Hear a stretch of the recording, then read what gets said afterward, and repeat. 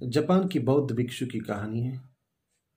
एक बौद्ध भिक्षु था जापान में, जो बुद्ध के वचनों को पहली दफा पाली से जापानीज भाषा में अनुवाद कर रहा था।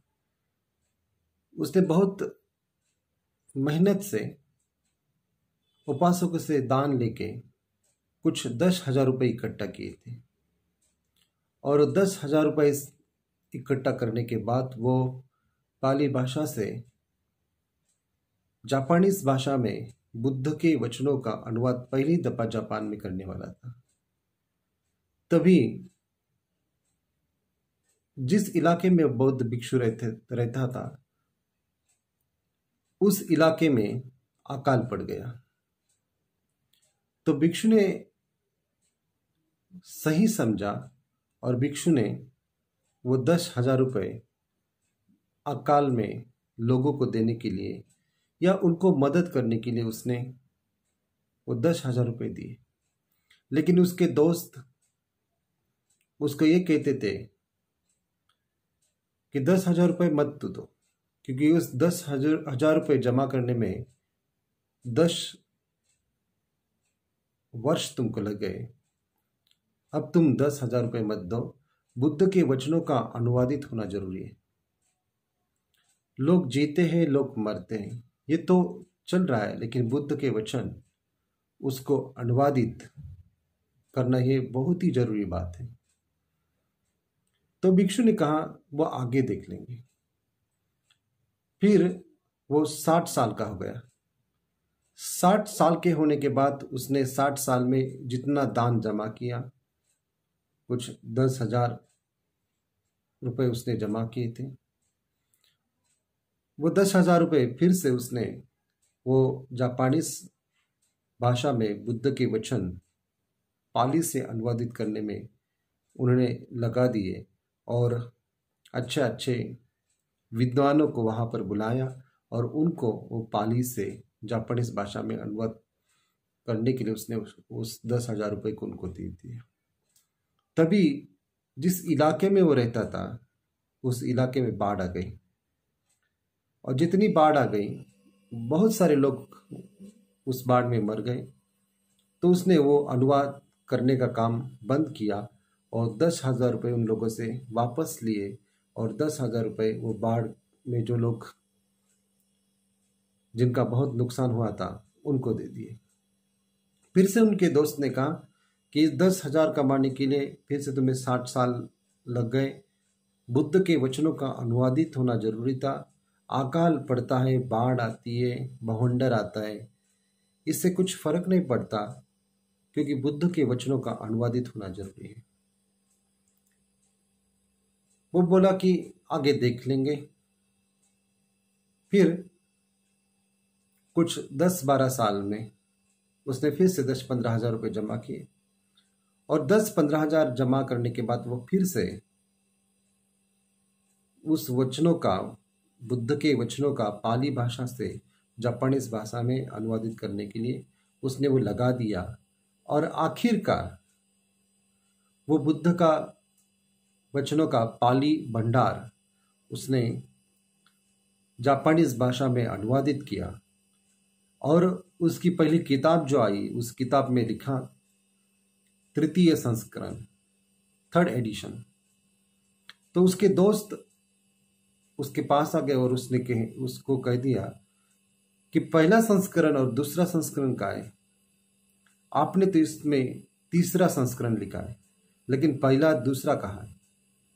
आप ऐसी झूठ बात क्यों कह रहे हैं? ये तीसरा संस्करण है। तो बौद्ध भिक्षु ने कहा पहला संस्करण भी आया और दूसरा संस्करण भी आया, लेकिन पहला संस्करण आया वो निराकार था, उसका कोई आकार नहीं था। दूसरा भी आया, वो भी निराकार था, उसका भी कोई आकार नहीं था। क्योंकि पहला संस्करण जो आया उसमें बुद्ध के वचन जैसे कि वैसे थे, और दूसरे संस्करण में वैसे कि वैसे थे, लेकिन वो किताबों में नहीं लिखे। पहली बार जब यहां पर अकाल पड़ गया, तभी पहला संस्करण आ गया। दूसरी बार जब बाढ़ आ गई, तभी दूसरा संस्करण आ गया। लेकिन जिसके पास मैत्री की आंख है वही उसे देख पाए। जिसके पास मैत्री की आंख नहीं है वो नहीं देख पाए, इसलिए उनको पहला या दूसरा संस्करण का पता नहीं चला।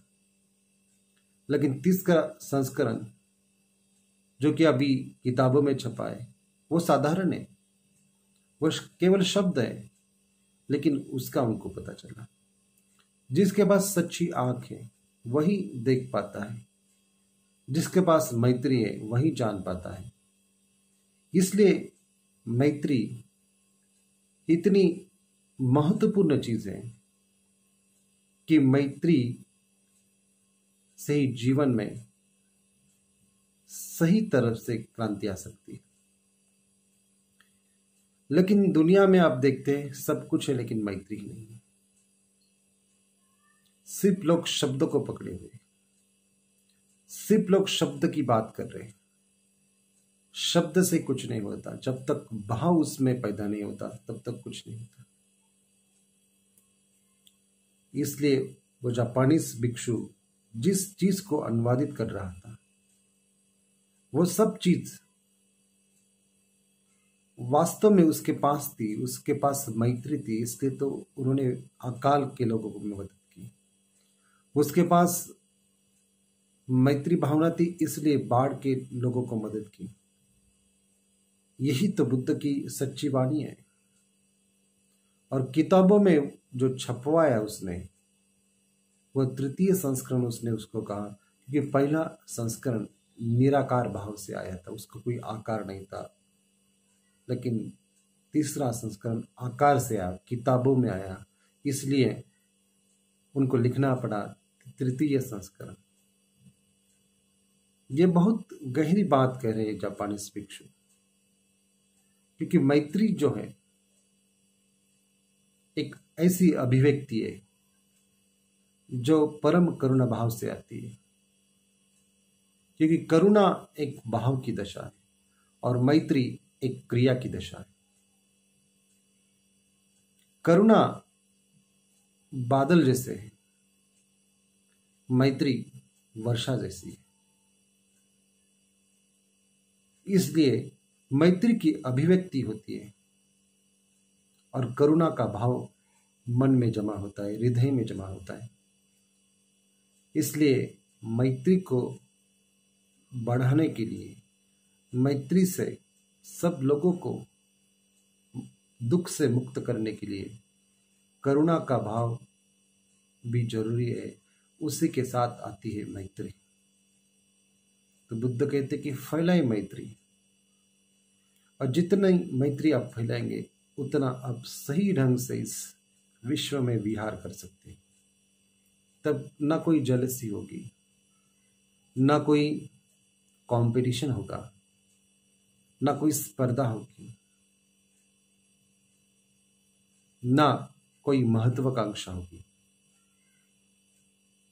ना कोई विकार पैदा होगा, क्योंकि मैत्री में सभी मानसिक विकार कम हो जाते। इसलिए बुद्ध ने अपने भिक्षुओं को सबसे महत्वपूर्ण बात कही है।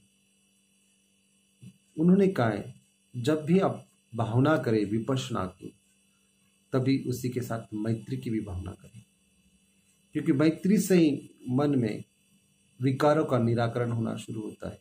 फिर विपश्यना तो उसका जोड़ है। इसलिए मैत्री की भावना का विकास करना जरूरी है, केवल शब्द से नहीं, केवल हैप्पी फ्रेंडशिप करके नहीं, लेकिन सच में वैसी अभिव्यक्ति, वैसी दशा मन की बनना, मतलब जीवन की परम सिद्धि को प्राप्त करने के लिए उस तरीके की ऊर्जा को विकसित करना। दो ही ऊर्जा है, एक है प्रज्ञा की ऊर्जा और दूसरी है करुणा की ऊर्जा। प्रज्ञा आती है समझ, ध्यान में जब रूपांतरित हो जाती है उसी से, और ध्यान से ही समझ बढ़ती है। और करुणा आती है जब समझ बढ़ जाती है, तो जो उसका मूल स्वभाव है उस मूल स्वभाव से जो ऊर्जा विकसित होती है उसी से आती है करुणा। और प्रज्ञा और करुणा की जो अभिव्यक्ति होती है वही है मैत्री। इसलिए सिद्धार्थ गौतम बुद्ध ने कहा है, अगर नया बुद्ध होगा वो भी मैत्रेय होगा, उसका नाम भी मैत्रेय बुद्ध ऐसा ही होगा। एक ऐसी फ्रेंडनेस की अवस्था उसकी होगी जो सबके लिए कल्याण निर्माण करने के लिए कार्य कर सकता है। तो बुद्ध ने कहा, जो कुछ भी मैत्री की भावना करता है वही असली कल्याण मित्र है।